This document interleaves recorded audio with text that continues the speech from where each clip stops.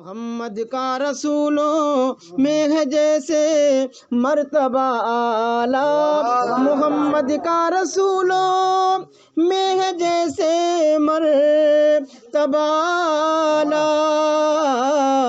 ہے افضل اولیاء میں یوں ہی رتبہ غوث ہے افضل اولیاء میں یوں ہی رتبہ غوث اعظم کا۔ بہت بڑا مقام ہے غوث پاک کا، بہت بڑی شان ہے ہمارے غوث پاک رضی اللہ تعالی عنہ کی۔ اور ایک بات میں آپ کو بتا دوں، جو غوث پاک کا ماننے والا ہوتا ہے تو وہ غوث پاک کو جس مصیبت میں بلاتا ہے، غوث پاک کو جس مصیبت میں آواز دیتا ہے، غوث پاک فوراً اپنے اس مرید کی مدد فرماتے ہیں۔ غوث پاک خود فرماتے ہیں کہ میں مشرق میں ہوں اور میرا پکارنے والا مجھ کو مغرب میں پکارے تو میں فوراً اس کی مدد کرتا ہوں۔ کوئی بھی مصیبت آپ کے سامنے آ جائے، پریشانی آ جائے، آپ غوث اعظم کو یاد کرو، غوث اعظم ضرور آپ کی مدد فرمائے گا، غوث اعظم ضرور آپ کی امداد کے لیے پہنچیں گے، لیکن شرط یہ ہے کہ دل سے پکارا جائے، دل سے محبت کے ساتھ میں۔ اگر آپ غوث اعظم کو جس جگہ پر پکاریں گے، جس جگہ پر آواز دیں گے، غوث اعظم ضرور آپ کی مدد کے لیے جلوہ بار ہو جائے گا، لیکن شرط یہ ہے کہ پکارنے کے لیے اور غوث اعظم کو بلانے کے لیے پہلے اپنے سینے کو محبت رسول کا مدینہ بنانا پڑے گا۔ پہلے اپنے سینے کو محبت رسول کا مدینہ بنا لو، پھر بلاؤ، پھر بلا کے دیکھو، دیکھیے کیسی مدد ہوتی ہے، کیسی مدد ہوتی ہے۔ پھر وہ تو مشکل کشا ہیں، وہ تو مشکل کشا ہیں، اور پوری دنیا میں غوث اعظم کا ذکر ہوتا ہے۔ اعلیٰ حضرت فرماتے ہیں، واہ کیا مرتبہ غوث بالا تیرا، تڑپ کے بولو سبحان اللہ۔ واہ کیا مرتبہ غوث بالا تیرا، واہ کیا مرتبہ اے غوث بالا تیرا، اونچے اونچوں کے سروں سے قدم اعلیٰ تیرا، اونچے اونچوں کے سروں سے قدم اعلیٰ تیرا، اور سر بھلا کیا کوئی جانے کہ کیسا تیرا، سر بھلا کیا کوئی جانے کہ کیسا تیرا، اولیاء ملتے ہیں آنکھیں بوئے طلبہ تیرا، اولیاء ملتے ہیں آنکھیں بوئے طلبہ تیرا۔ غوث پاک رضی اللہ تعالی عنہ کا مقام بہت بلند والا مقام ہے۔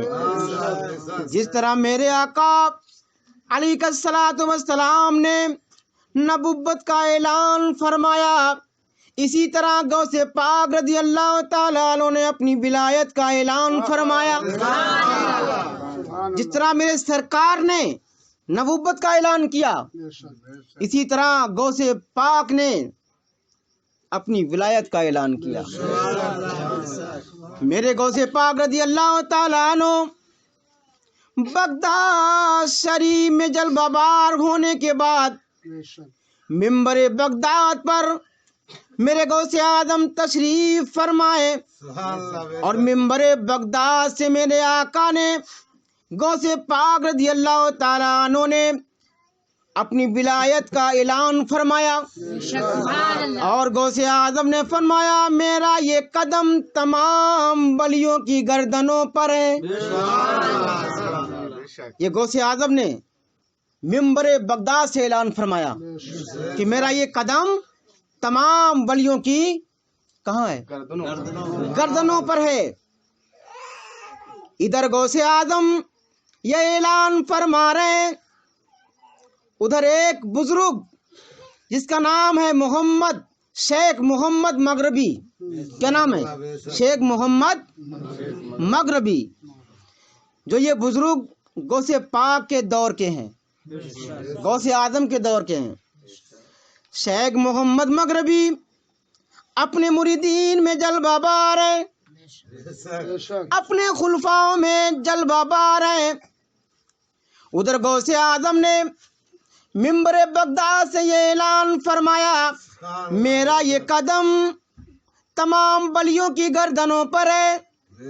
تو اس وقت وہ شیخ محمد مغربی اپنے مریدین کو اور اپنے خلفاؤں کو دین کی باتیں بتا رہے تھے. اچانک جس موضوع پر گفتگو کر رہے تھے اس موضوع سے رکنے کے بعد شیخ محمد مغربی اچانک یہ فرمانے لگے، میں نے آواز کو سن لیا. اور آپ فرماتے ہیں کہ میں نے اپنی گردن کو بھی جھکا دیا. جب شیخ محمد مغربی نے یہ کہا تو پھر آپ کے مریدین میں سے کچھ مریدین نے شیخ محمد مغربی کی بارگاہ میں عرض کیا کہ حضور ابھی آپ گفتگو کچھ اور فرما رہے تھے، لیکن اچانک آپ نے یہ کہا کہ میں نے آواز کو سن لیا، اور آپ نے کہا میں نے گردن کو جھکا لیا. حضور اس کا مطلب کیا ہے، یا آپ نے ایسا کیوں فرمایا؟ تو شیخ محمد مغربی نے فرمایا اپنے مرید سے، اپنے خلفاؤں سے، کہ اس وقت منبر بغداد پر غوث اعظم یہ اعلان کر رہے ہیں کہ میرا یہ قدم تمام ولیوں کی گردنوں پر ہے. شیخ محمد مغربی فرماتے ہیں میں نے ان کی آواز کو سن لیا، میں نے اپنی گردن کو جھکا دیا.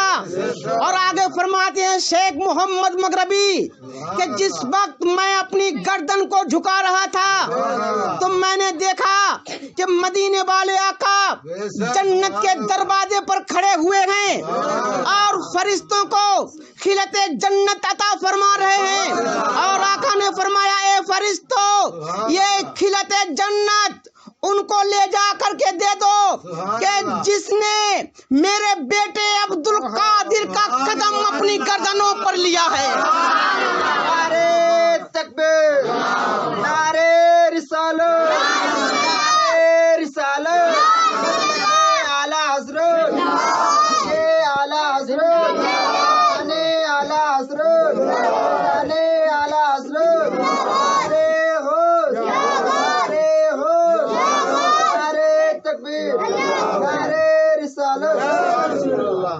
بہت اونچا مقام ہے غوث پاک رضی اللہ تعالیٰ عنہ کا، بہت اونچی شان ہے غوث اعظم کی. اگر آپ چاہیں تو تھوڑا سا میں آپ کو اور بتا دوں کیا مقام ہے غوث اعظم کا. غوث اعظم کے طالب علمی کا دور ہے. کون سا دور ہے؟ طالب علمی کا دور ہے. ابھی آپ کا بچپنا ہے، ابھی آپ کا بچپنا ہے. عراق کے ایک بزرگ عراق کی سرزمین پر باز فرما رہے تھے اور لوگوں کا مجمع لگا ہوا ہے، لوگ تقریر سن رہے ہیں. اتنے میں کیا دیکھا، ایک چھوٹا سا بچہ آیا اس مجمع میں تقریر سننے کے لیے بیٹھ گیا. اور جو بزرگ تقریر فرما رہے تھے بہت بڑے اللہ کے ولی تھے، بہت بڑے اللہ کے ولی. جب انہوں نے اس چھوٹے سے بچے کو اپنے مجمع میں بیٹھتے ہوئے دیکھا تو ان بزرگ نے لوگوں سے کہا کہ اس بچے کو مجمع سے باہر کر دو. لوگوں نے اس بچے کا ہاتھ پکڑا اور مجمع سے باہر کر دیا. پھر تقریر ہونے لگی.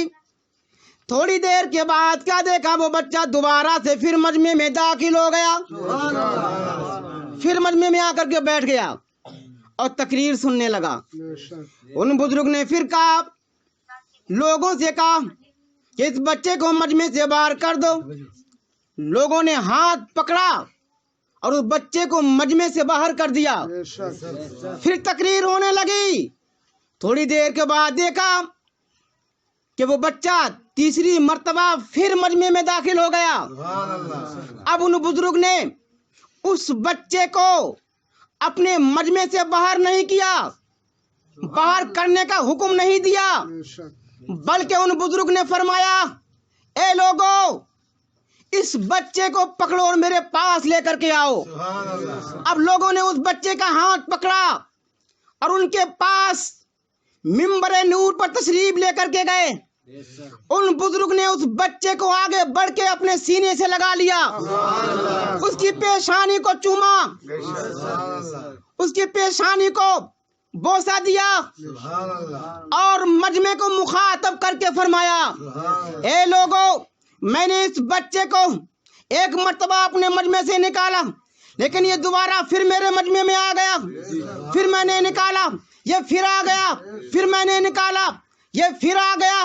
तो इसका मतलब ये नहीं है कि मैं इसकी बेइज्जती कर रहा हूँ, मैं इसकी तौहीन कर रहा हूँ, नहीं, बल्कि ए लोगों, मैं तुमको इसकी पहचान करा रहा हूँ। ए लोगों, ये बच्चा कोई और नहीं है, बल्कि ये बच्चा वही बच्चा है कि जो मेरे बाद कुतुबुल अक़ताब बनेगा। ये बच्चा कोई आम बच्चा नहीं है, बल्कि ये बच्चा वो बच्चा है कि जो शहंशाह औलिया बनेगा। ये बच्चा वो बच्चा है जो तमाम वलियों का ताजदार बनेगा।